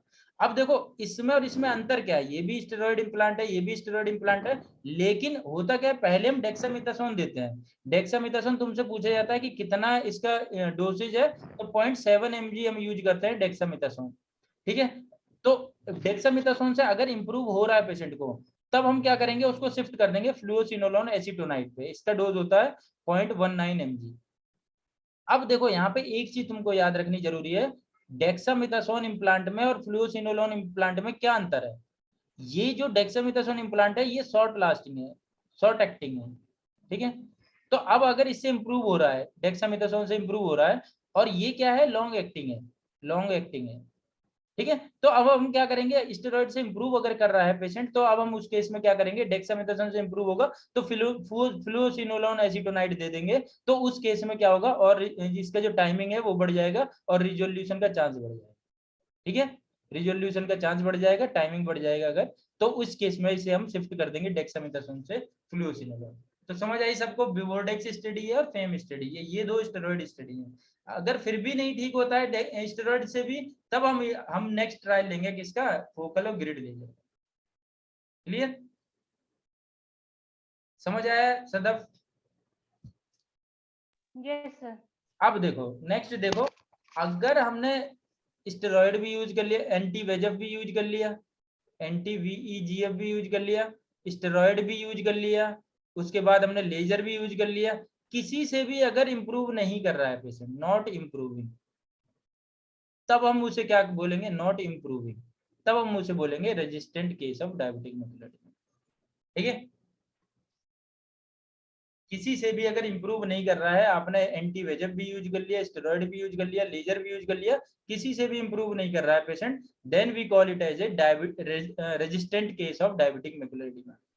ठीक है, तो अब इस केस में क्या करेंगे, अगर रेजिस्टेंट केस होगा डायबिटिक मैकुलर एडिमा को, तो हम इसमें एकमात्र हमारे पास ट्रीटमेंट है पार्स प्लेना विट्रेक्टमी, ठीक है। और पार्स प्लेना विट्रेक्टमी पर्टिकुलरली किस लिए करेंगे, अगर पेशेंट को विट्रियोमैकुलर ट्रैक्शन है, जो हमने पीडीआर में पढ़ा था उसमें पेशेंट को विट्रियोमैकुलर ट्रैक्शन लग सकता है, उसकी वजह से डायबिटिक मैकुलर एडिमा हो सकता है। अगर ये है पेशेंट को तो उसके लिए हम पार्स प्लेना विट्रेक्टमी करेंगे, या फिर पेशेंट को इपीरेटिनल मेम्ब्रेन है उसके लिए करेंगे, या विट्रियो प्रोलिफरेशन हुआ है, विट्रियो रेटिनल प्रोलिफरेशन पीवीआर अगर हुआ है, प्रोलिफरेटिव विट्रियो रेटिनोपैथी हुआ है, तो उस केस में हम क्या करेंगे, पार्स प्लेना विट्रेक्टमी करेंगे। समझ आया सबको? अरीबा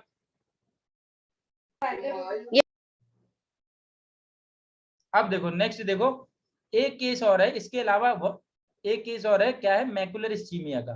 अगर पेशेंट को मैकुलर एडिमा बहुत ज्यादा हो जाता है विच कॉजेज मैकुलर इस्चीमिया, ठीक है, तब हम क्या करेंगे अरीबा, क्या करेंगे अगर पेशेंट को मैकुलर इस्चीमिया हो गया है तो? Then no treatment is effective, कोई ट्रीटमेंट जो है इफेक्टिव नहीं होगा। आप कोई भी ट्रीटमेंट दे दे इसमें, no treatment is effective, permanent damage हो गया है वहां पे, मैकुलर इस्चीमिया हो गया है, तो इस केस में कोई भी ट्रीटमेंट इफेक्टिव नहीं होगा, ठीक है। तो इस केस को हम क्या बोलेंगे, पुअर प्रोग्नोसिस होता है अगर पेशेंट को मैकुलर एडिमा हुआ है तो, मैकुलर इस्चीमिया हुआ है तो patient have poor prognosis. Clear? जी सर। तो ये पॉइंट आपने और लिखना है। और मैकुलर इस्चीमिया आदित्य बताएगा कैसे हम डायग्नोज करेंगे पेशेंट को मैकुलर इस्चीमिया हुआ है नहीं हुआ है, कैसे ओसीटी से सर, हैं? ओसीटी सर, ओसीटी से पता चल जाएगा Aftab? No sir, FFA. FFA, very good. FFA से कैसे पता चलेगा मैकुलर इस्चीमिया हुआ है नहीं हुआ? सर हाइपोफ्लोरेसेंस, हाइपोफ्लोरेसेंस होगा। हाइपोफ्लोरेसेंस मेनली पास देखेंगे सर, पास। हाँ, पाँच हम देखेंगे, नॉर्मली 500 to 600 माइक्रोन रहता है, और अगर मोर देन 1000 अगर हो जाता है micron, then foveal avascular zone shows the macular ischaemia. Clear? समझ आ गया सबको? Yes sir. किसी को कुछ पूछना है यहाँ तक तो पूछ लो, वरना नेक्स्ट आगे चलते हैं एनपीडीआर पे। ये डायबिटिक मैकुलर एडिमा, यहाँ पे ट्रीटमेंट इसका खत्म हो गया। शुरुआत से लेकर एंड तक हमने इतनी स्टडीज पढ़ी हैं, वो सारी स्टडीज आपने याद रखनी है, उसके आपने नोट्स बनाने हैं, ठीक है। अलग से स्टडीज के नोट्स बनाने हैं आपने, और जितना अभी तक पढ़ाया है उसके भी नोट्स बनाने हैं, लेकिन स्टडीज के नोट्स बना के आपने मेरे को भेजने हैं फोटो। क्लियर? किसी को यहाँ पे डायबिटिक मैकुलर एडिमा के ट्रीटमेंट में कुछ कंफ्यूजन हो तो पूछ लो। आफ्ताब? नहीं? तो अब देखो नेक्स्ट, देखो ट्रीटमेंट ऑफ एनपीडीआर। तो ट्रीटमेंट ऑफ एनपीडीआर में देखो, हमने जो ईटीडीआरएस क्लासिफिकेशन पढ़ी थी उसमें हमने देखा था कि जो डायबिटिक रेटिनोपैथी, अगर नो डायबिटिक रेटिनोपैथी है या फिर वेरी माइल्ड एनपीडीआर है, तो ऐसे पेशेंट को हम फॉलो अप ही कराते हैं। तो कैसे फॉलो अप कराते हैं, कितने इंटरवल? एवरी, हाँ very good, every year, every 12 month पे हम उसको क्या कराएंगे, फॉलो अप कराएंगे, ठीक है। जिसको याद है उसके लिए ठीक है, जिसको नहीं याद है वो अभी भी जाके देख लेना, कांस्की 498 पेज पे टेबल दी हुई है, उसको रट लेना है, क्योंकि ये बहुत इंपॉर्टेंट टेबल है, ठीक है। आपको एग्जाम में भी पूछी जाएगी, वाइवा में भी पूछी जाएगी, इवन फेलोशिप करने जाएंगे वहां भी आपसे पूछी जाएगी कि आप कैसे कितने इंटरवल पे फॉलो अप कराएंगे। माइल्ड एनपीडीआर है तो कितने इंटरवल पे फॉलो अप कराएंगे? 12 मंथ, वेरी गुड। ये भी, ये एक्चुअली ये माइल्ड एनपीडीआर का 6 to 12 मंथ है, ठीक है। अब 6 to 12 मंथ पे, 6 मंथ पे कब कराएंगे, 12 मंथ पे कब कराएंगे, डिपेंड ऑन दी सीवियरिटी। हाँ, depends on the severity, depends on the severity, severity पे डिपेंड करेगा, ठीक है। अब देखो नेक्स्ट है मॉडरेट एनपीडीआर। तो मॉडरेट एनपीडीआर को कैसे हम वो करेंगे follow up? 6 month. 6 month, very good. तो 6 मंथ अधिकतर लोगों को याद होगा, जिनको याद नहीं है वो ऐसे याद कर सकते हैं। मैंने याद किया था, MO के ऊपर ऐसे एक डंडी लगा लो तो 0 का 6 बन जाएगा। तो 6 मंथ पे आप क्या कराएंगे, इसको फॉलो अप कराएंगे, ठीक है। अगर 6 मंथ पे फॉलो अप आपने नहीं कराया, आपने फॉलो अप 6 मंथ पे नहीं कराया, या फिर पेशेंट का फॉलो अप लॉस हो गया 6 मंथ पे, तो क्या हो जाएगा ऐसे पेशेंट को? There is chances PDR of का risk। PDR to हाँ, 26%. Very good, very good, very good. ऐसे पेशेंट को चांसेस है पीडीआर होने का और हाई रिस्क पीडीआर होने का, पीडीआर होने का या फिर हाई रिस्क पीडीआर होने का। तो अब मुझे इंसिडेंस बताओ, पीडीआर कितने % लोगों में हो सकता है और एनपीडीआर कितने % लोगों में हो सकता है? 26% and 8%. हाँ 26% चांस है पीडीआर होने का और हाई रिस्क पीडीआर होने का 8%. 8%। Very good, 8% high risk PDR. कितने ड्यूरेशन पे ये चांस है पीडीआर होने का और हाई रिस्क पीडीआर होने का? कितने ड्यूरेशन के अंदर अंदर पेशेंट को हो जाएगा? 1 year. 1 ईयर। 1 year. हाँ, तो अधिक मैक्सिमम लोग ये तो याद कर लेते हैं इतनी परसेंटेज होने का चांस है, लेकिन कितने ड्यूरेशन के अंदर अंदर ये होने का चांस है? 1 ईयर के अंदर, ये अधिकतर याद नहीं करते, तो ये आपने याद रखना। क्लियर? Yes. अब देखो नेक्स्ट है सीवियर एनपीडीआर अगर होता है तो इसमें हम क्या करते हैं? फॉलो अप कितने ड्यूरेशन पे कराते हैं? 4 months. 4 month. Very good, 4 months के ड्यूरेशन पे आप क्या कराते हैं? इसको वो कराते हैं। अब देखो कई लोगों को ये भी भूल सकते हैं कि 4 मंथ पे कराते हैं, 3 मंथ पे या 5 मंथ पे। तो यहाँ पे हमने 4-2-1 रूल पढ़ा था कि नहीं पढ़ा था? Yes, sir. तो अब देखो 4-2-1 रूल भी हम भूल जाते हैं कि मॉडरेट में था कि सीवियर में था। तो इसमें मैंने बताया था एक इसका निमोनिक 5-4-2-1 याद रखना, बताया था। तो 5 से याद रखना, 5 इज कमिंग फ्रॉम सीवियर। ये 5 सीवियर की तरह दिख रहा है, तो 5-4-2-1, तो ये रूल याद रखना। तो 4 से आप यहाँ पे ये टैग कर सकते हैं, 4 मंथ जो है इसको फॉलो अप कराएंगे। क्लियर? Yes, sir. और अगर आपने 4 मंथ पे फॉलो अप नहीं कराया, या फिर प्लीज म्यूट योरसेल्फ। अगर 4 मंथ पे फॉलो अप नहीं कराया तो इसमें कितना चांस है पीडीआर होने का और हाई रिस्क पीडीआर होने का? PDR 50% and high risk 16%. हाँ वेरी गुड, पीडीआर होने का चांस 50% है और हाई रिस्क पीडीआर होने का चांस 15% है। तो इसको कैसे याद करोगे आप? ये इसको 26 को 25 मान लो, ठीक है? इसका डबल कर दो ये आ जाएगा, इसका डबल कर दो ये आ जाएगा, इसको 16 मान लो। इसका डबल करोगे तो 16 हो जाएगा, 25 का डबल करोगे तो 15 हो जाएगा। आई बात समझ में? समझ आया अरीबा? Yes, sir. ठीक है, तो 2 टाइम्स कर दो, इसका भी आपको पता चल जाएगा कितना परसेंटेज यहाँ पे पीडीआर चांसेस है और कितना परसेंटेज हाई रिस्क पीडीआर का चांस है। यहाँ पे देखो ये कितने ड्यूरेशन में ये चांसेस होंगे पीडीआर के और हाई रिस्क पीडीआर के? 1 year. वही 1 ईयर। वेरी गुड, वही 1 ईयर में चांसेस होंगे पीडीआर होने का और हाई रिस्क पीडीआर होने का। अब आ जाओ नेक्स्ट है वेरी सीवियर अगर एनपीडीआर होता है। तो देखो यहाँ पे मैं आप लोगों को ये बताना चाहूंगा कि 4-2-1 रूल जो हमने यहाँ पढ़ा था, इनमें से कोई भी एक अगर प्रेजेंट होता है, if any one of 4-2-1 is present, अगर इनमें से कोई भी एक कंडीशन प्रेजेंट होती है तब हम उसे बोलेंगे सीवियर एनपीडीआर। क्लियर? और अगर 2 या 3 इनमें से एक कंडीशन ये हो गई, 2 या 3 अगर यहाँ पे कंडीशन होती हैं, 2 कंडीशन या 3 यानी मोर देन 2 और मोर देन 2 कंडीशन अगर यहाँ पे फॉलो होती है तो वो वेरी सीवियर में आ जाएगा। ठीक है, समझ आ रहा है? 2 to 3 कंडीशन अगर यहाँ पे फॉलो हो रही हैं तो आप उस वहां पे वेरी सीवियर बोलेंगे। और अगर एक कंडीशन 4-2-1 रूल में कोई भी 1 रूल अगर फॉलो होता है तो सीवियर में बोलेंगे। तो यहाँ पे मुझे बताओ फॉलो अप इसका कितने ड्यूरेशन में कराओगे? 2 to 3 months. Very good. अब देखो यहाँ भी आप याद कर सकते हैं क्या? 2 to 3 मंथ्स। इससे देखो यहाँ से आप टैग कर सकते हैं इसको। अगर आपको याद नहीं हो रहा है कितना है इसका ड्यूरेशन फॉलो अप का, तो यहाँ से आप इसको टैग कर सकते हैं 2 to 3 मंथ्स। क्लियर?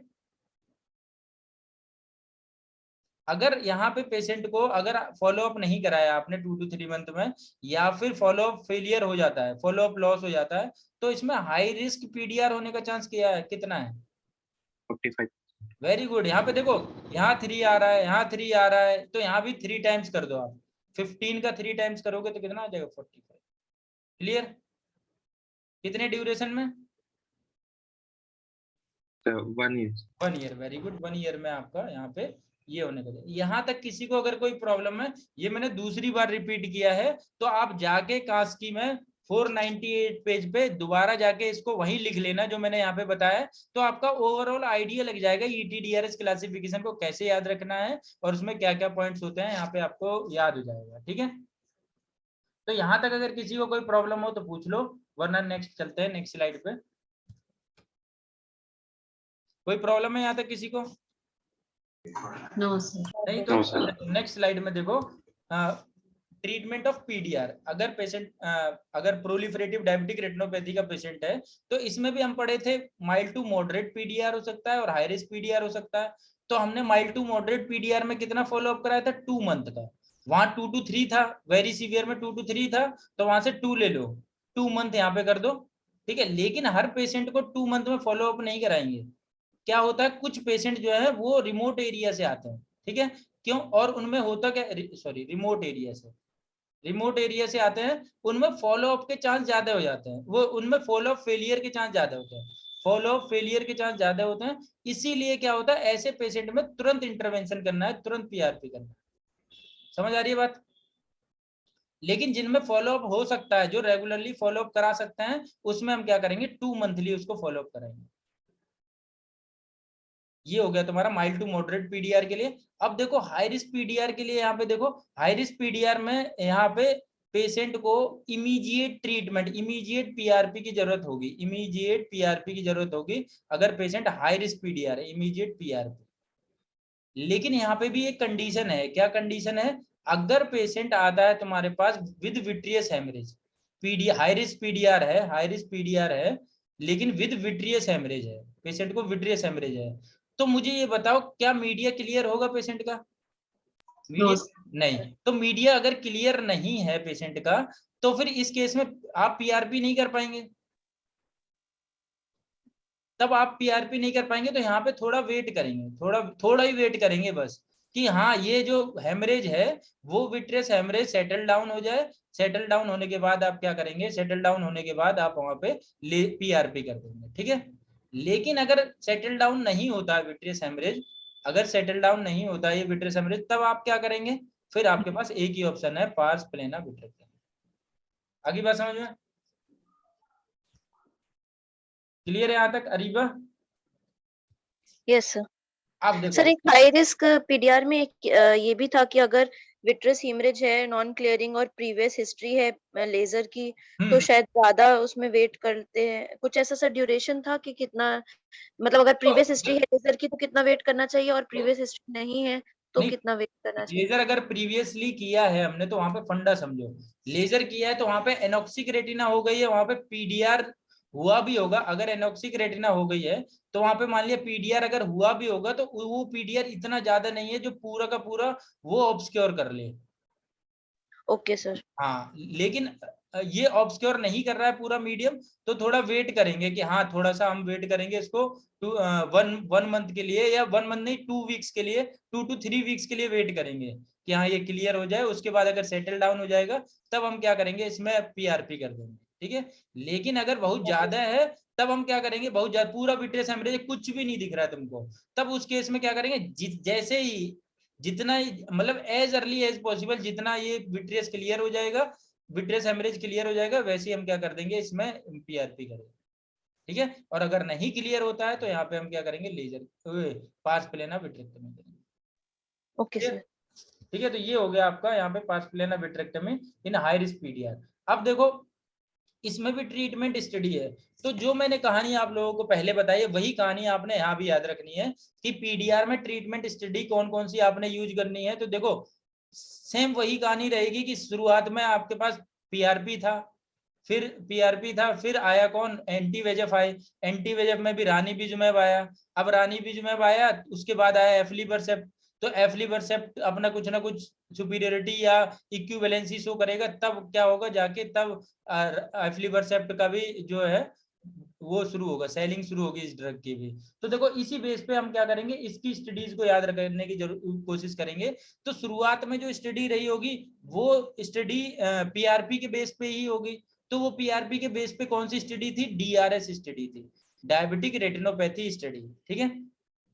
तो ये डायबिटिक रेटिनोपैथी स्टडी क्या बोलती थी, इसने ये बोला अगर पेशेंट को हाई रिस्क पीडीआर है तो वहां पे अगर आप पीआरपी करते हैं, पीआरपी करेंगे तो इट गॉट बेनिफिट, तो it is these patient are benefited by the pan retinal photocoagulation. जब हमारे पास केवल लेजर था तब ये स्टडी की गई थी। तो उन्होंने कहा था पेशेंट को देखो पहले क्या होता था, पेशेंट को एक तो ऐसे ही छोड़ देते थे, या फिर जब लेजर आया तो ऐसे ही छोड़ने से अच्छा है हम लेजर करते हैं, तो लेजर से पेशेंट को ज्यादा बेनिफिट हो रहा था एज कंपेयर टू ऐसी प्लेसिबो, ऐसी बिना इंटरवेंशन के छोड़ने के कंपेरिजन में। क्लियर, समझ आया सबको? तो ये है हमारे पास एक स्टडी पीडीआर की, diabetic retinopathy study, DRS study. तो अब सेकेंड स्टडी हमारे पास है इसकी पीडीआर की, कौन सी, हमने अभी तक पढ़ा था drcr.net-i और drcr.net-t, ये दोनों किसकी थी? मैकुलर एडिमा की। अब यहाँ पे पीडीआर के लिए भी एक डीआरसीआर ने रिसर्च की थी, drcr.net प्रोटोकॉल एस। इसने क्या बताया था? इसने अब वही देखो, पहले ये हुआ, लेजर हुआ, अब रानीबिजुमेब आया, तो रानीबिजुमेब इंट्राविट्रियल रानीबिजुमेब को इसने कंपेयर किया था, रानीबिजुमेब को कंपेयर किया था किसके साथ?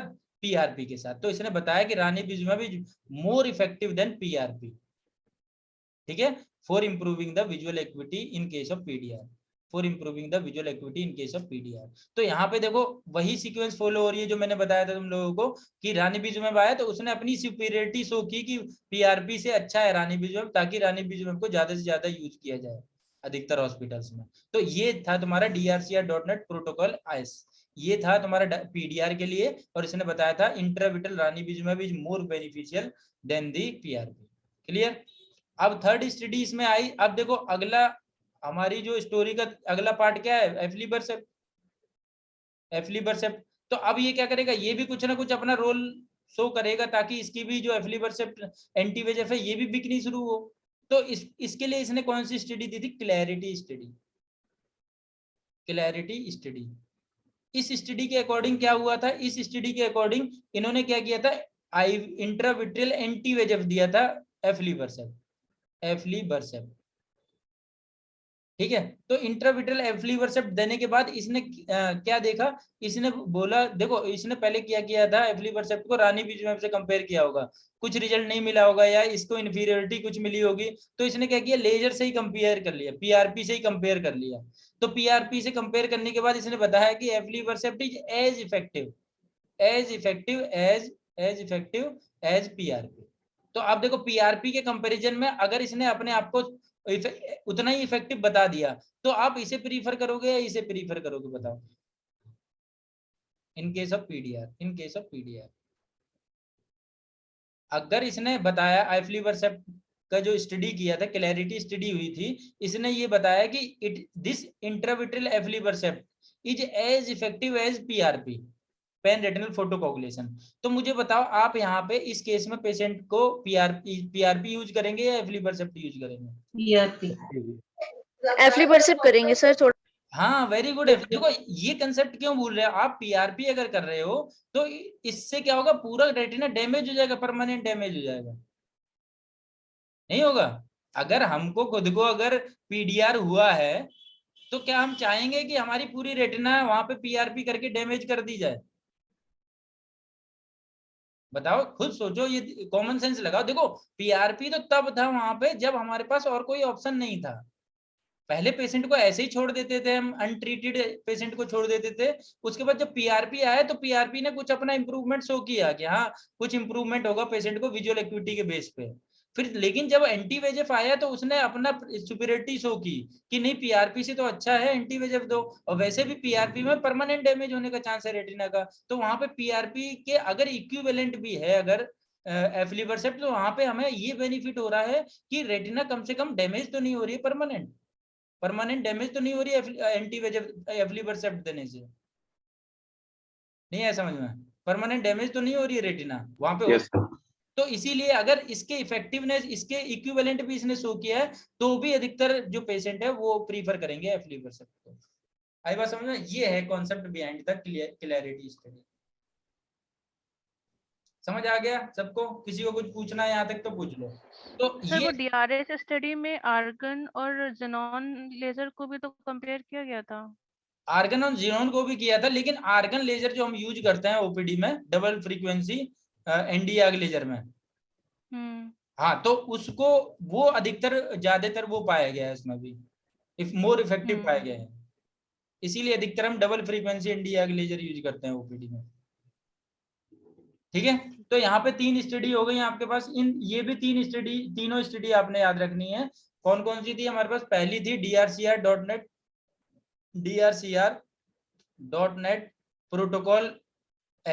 प्रोटोकॉल एस, ये याद रखनी है। दूसरी स्टडी कौन सी थी हमारे पास? सॉरी, पहली स्टडी हमारे पास थी डीआरएस स्टडी, डायबिटिक रेटिनोपैथी की स्टडी, दूसरी स्टडी थी DRCR.net प्रोटोकॉल एस, और तीसरी थी क्लैरिटी स्टडी। ठीक है, ये 3 स्टडी इसकी याद रखनी है, और वही जो स्टोरी मैंने बताई है पूरी रेटिना में वही स्टोरी हम याद रखेंगे, हमें जितनी भी स्टडी है सारी याद हो जाएंगी। क्लियर? अब देखो अधिकतर जो एग्जाम में स्टूडेंट्स भूलते हैं वो DRCR वाली प्रोटोकॉल आई कहाँ था, टी कहाँ था, एस कहाँ था, तो इसको आप याद कर सकते हैं इट्स से, ITS, इट्स लिखते हैं ना हम कभी कभी, इट्स ऐसे लिखते हैं ना, तो इसमें आप इस इट्स को ऐसे याद कर सकते हैं, ये दोनों थी आपके पास मैकुलर एडिमा की, और ये वाली थी आपकी किसके लिए, PDR के लिए। ठीक है, और PDR में भी किसके लिए सबसे पहले थी, एस रानीबिजुमेब के लिए।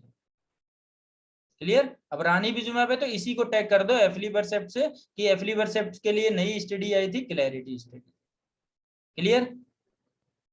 समझ आ गया सबको यहाँ पे? किसी को कुछ पूछना है यहाँ तक? डायबिटिक रेटिनोपैथी ट्रीटमेंट के लिए, PDR के ट्रीटमेंट में किसी को कुछ पूछना है?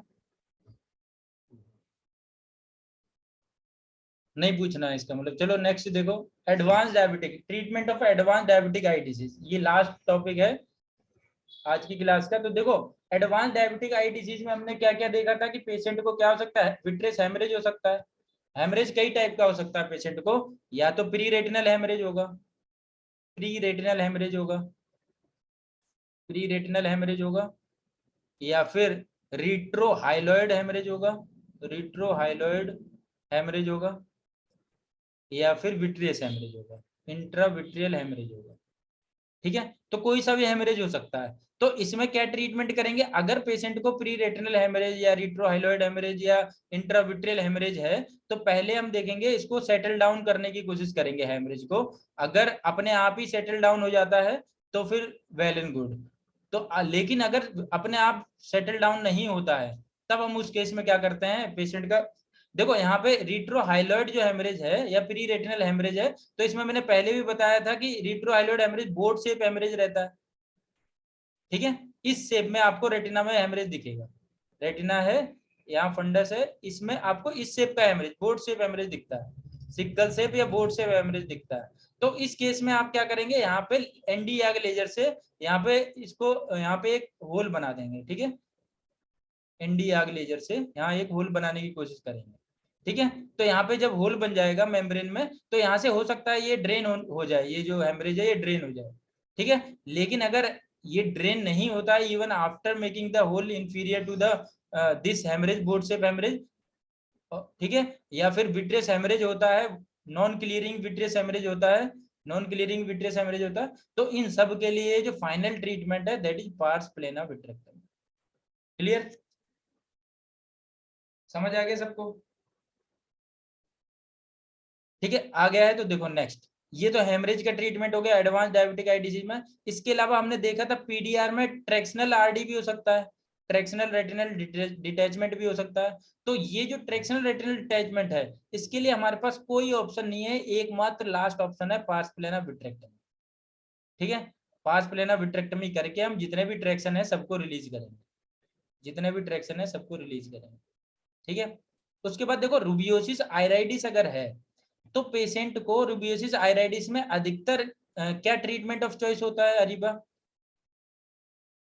व्हाट इज द PRP होता है। हाँ very good, pan retinal photocoagulation, pan retinal photocoagulation. लेकिन अगर रूबियोसिस आइराइडिस के साथ अगर पेशेंट को नॉन क्लियरिंग विट्रियस हेमरेज है, तब हमें दिखेगा ही नहीं, तो PRP करेंगे कैसे? तब उस केस में हम PRP नहीं कर पाएंगे।